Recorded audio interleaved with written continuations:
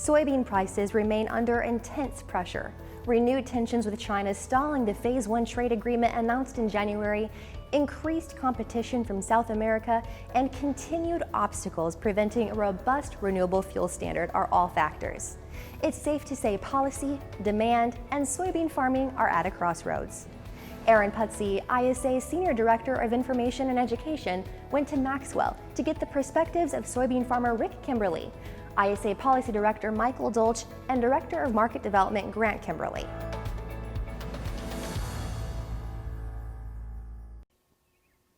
Thanks, Katie. We are here near Maxwell. We're here on the Kimberley farm, and thanks again, Michael and Rick and Grant, for joining us. So I want to start with you, Rick. What's it been like farming, growing soybeans, marketing grain in such a difficult circumstance and environment?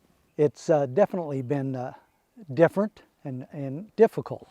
As all farmers, we're optimistic. We're looking forward to that time of year, but this has put a real cloud over us, and not knowing where the markets are going, not knowing if we're going to have markets, period. And so it's been very challenging. I know we've, here in Iowa, we've had a good planting season, and we've been able to put the crop in good shape. So we're looking for a good crop.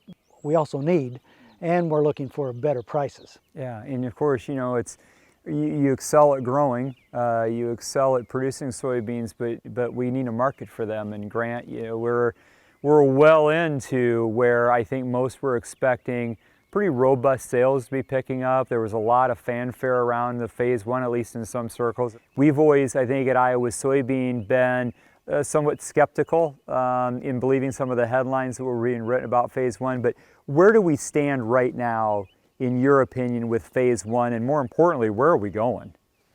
Yeah, that's a good question. I think this winter we were cautiously optimistic. We knew it was going to be a tall order to get to some of the lofty goals that were set aside as part of that Phase 1 agreement, but we were cautiously optimistic.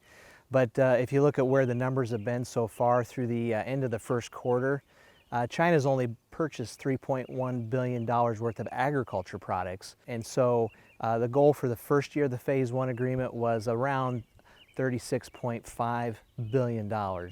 So they've got a long ways to go. Now we do anticipate they will start purchasing more as the year progresses.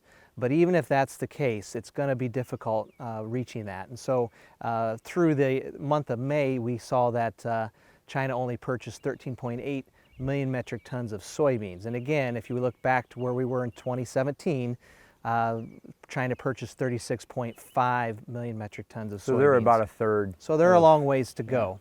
So we'll have to see where we end up later this year. And I know, Michael, so we've got obviously the production part, we've got the sales, the marketing side of it, the trade side of it, and from a policy standpoint too, I know, the administration is trying to pull about every lever it can to help farmers manage during this time. But from a policy standpoint, what are you seeing that you think has been helpful, or what are some things that you think is work yet to be done? Sure, and in just a moment to touch base on what Grant was talking about, when we look at the China Phase 1 agreement, that was signed and announced in hopes that it would ease China-U.S. trade tensions. Thus far, China hasn't kept pace with those purchase commitments that are outlined in the agreement, but I think I would like to point to a couple positives here in the near term, and I'll circle back to the policy piece, is that within that China Phase 1 agreement, there are some non-tariff barriers that were addressed. So there was language included that would help increase and expedite the ag trait biotech approval process in China that would typically take 8 to 10 years. Outlined in language within the agreement, it states that it should take 24 months, so right about 2 years from start to finish.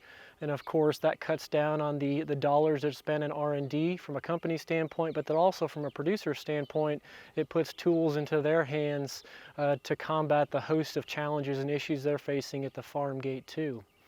And as you mentioned, Aaron, I think you hit the nail on the head. You've got Congress and this administration pulling about every relief lever that's possible, knowing that this comes on the back of U.S.-China trade tensions, We talked through repeated and relentless attacks by oil state senators and other activist groups on the RFS, the Renewable Fuels Standard. And of course, we're looking at how the administration is going to handle that in the 2021 and 2022 RFS volume rule that's set to come out this month or into July. But of course, on the relief side of things, we know they've tapped into the Commodity Credit Corporation, the CCC, for a couple different rounds now of direct support payments, which of course, are very much appreciated to this point. But again, it doesn't make any one farmer whole. It's not designed that way, but it's an understanding that's not the case. And I think moving forward, should we not see some of these trade agreements become realized fully and full implementation and removal of those tariffs on U.S. products, we may be calling for another round of payments. What's some out-of-the-box thinking that hey, we can dream, we can float some ideas? Are there things that the administration, USDA, and elsewise that haven't really proceeded down the path with that you think could be helpful? There are lots of things that I think we can consider, and you're right, this is a time where we might have to be creative and think outside of the box. One of the reasons why we need to do that, and one of the challenges we face, is there's competition out there in the world. South America, in particular Brazil and Argentina, have produced record crops this last year. And their currencies, which has an impact on competitiveness in global trade, has devalued about 50% since the beginning of the year. The US dollar is relatively strong still. So that makes it challenging for us to compete on a global market basis. So maybe we have to look at some different programs, like some things that we may have done 20 years ago, what was called the Export Enhancement Program, where there's some subsidies put in place for targeted countries on targeted commodities to help buy down some of the cost of U.S. export products.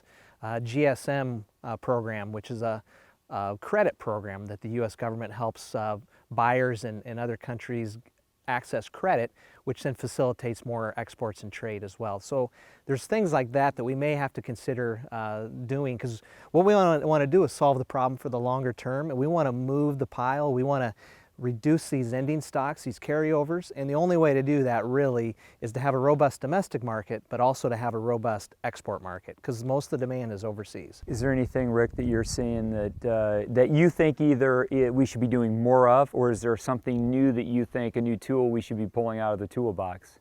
Well, as farmers, we're kind of caught in a rock and a hard place. I mean, we pay what suppliers ask us to pay.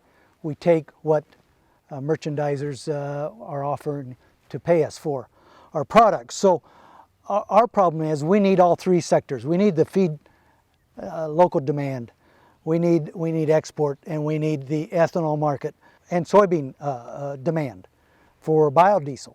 Those are key points that we need. We need that demand, and without that, we're losing one of our three cylinders. So we need to get our economy back to work.